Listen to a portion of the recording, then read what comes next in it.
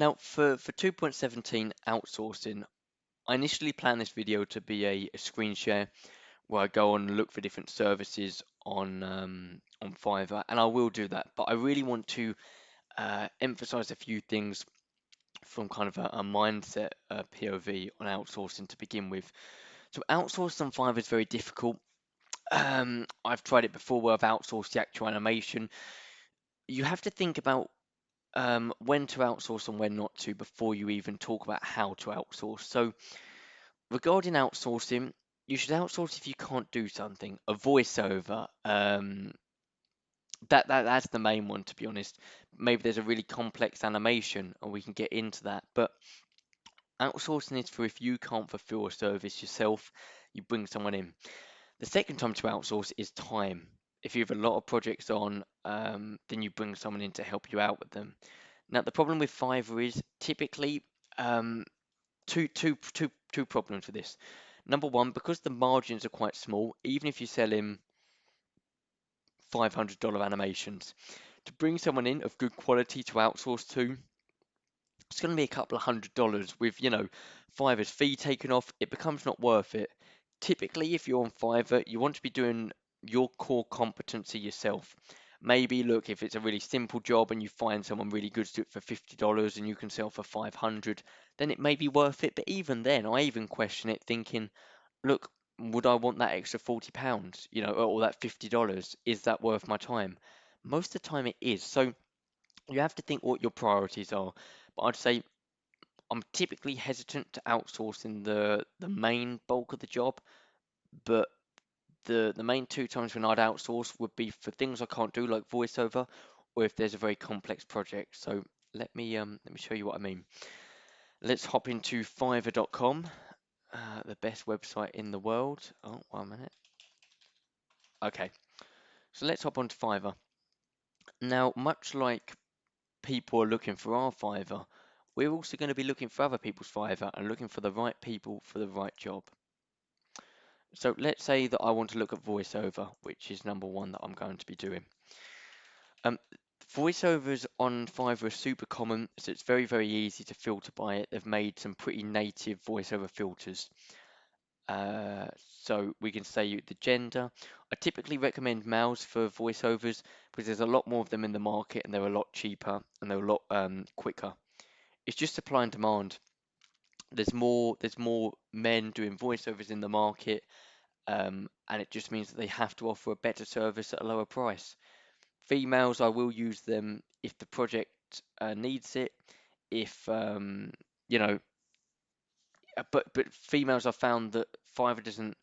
I find that the best female voiceover artists are on other freelancing sites like Upwork. But let's just stick to the basics for the moment. A cheap, quick, and high quality male voiceover. Let's say that we want him to speak English, very, very common. Let's say that we want the accent to be American. I'm not too worried about the purpose, they're normally pretty open. I don't normally do the age, that's normally doesn't make too much of a difference. And then we can go apply to that. So now we know we're getting the right people. Now, beyond this, there's a few little tips and tricks that I do. So with the seller, I want at least a level one normally. So I'll tick all of those. I always want him to be speaking English if we've picked an English voiceover, and I typically want him in the US. Sometimes some can slip through the filter, and you only have to do this a few times because I've obviously got my voiceover guys now. Um, Budget, to be honest, I normally go £1 to £5. You shouldn't really be paying too much more than $5 per 150 words if you're very smart about your choice. And delivery time, I drive a hard bargain. I want it back in 24 hours. So this is what Fiverr's made for. There's people on here who do this at real demand. And if possible, I typically choose online sellers, but it really does depend. So at this point, the number one thing I look for are reviews. I look at their reviews and let me pull up a few profiles so that we can go through this. I don't really read the reviews, I just look at the quantity, so I'll kind of filter them down naturally by that. Also voices I will do. Now, there's something that can be quite misleading with voiceovers. So this, right? So even if they all start at $5, um, I want to ensure that they are the right word count. Um, because sometimes they'll charge you $5 for 25 words, for example. There you go. There's a good example right there. Um, Most of these seem to be doing 100 words, but this guy, he's doing 300 words. So now suddenly he's my top guy.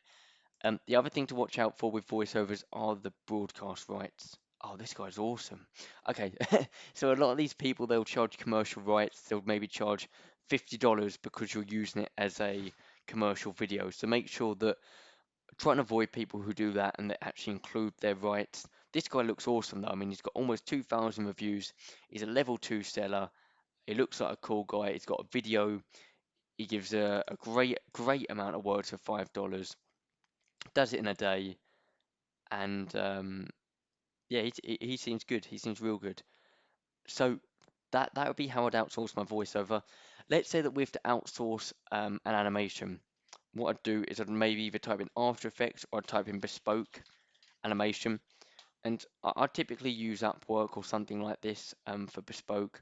I actually have a team who make bespoke animations, but if I wanted to outsource it, if I wanted to outsource logo animations, I'd go through that same process. Shouldn't really be charging too much more than $5 or $10 to get a custom logo done. But if I want a fully bespoke, let me tell them custom, if I want a fully custom animation that I can't fulfill, then I would bring in a team to help me do that, and I'd assist where possible. And then once again, it's the same process, reviews and all the rest of it. Do be careful when outsourcing animation. Make sure that the person's really good.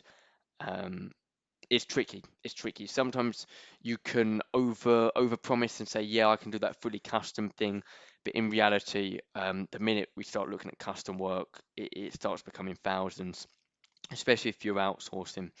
But the main thing is outsourcing voiceovers, and you may also want to outsource script writing.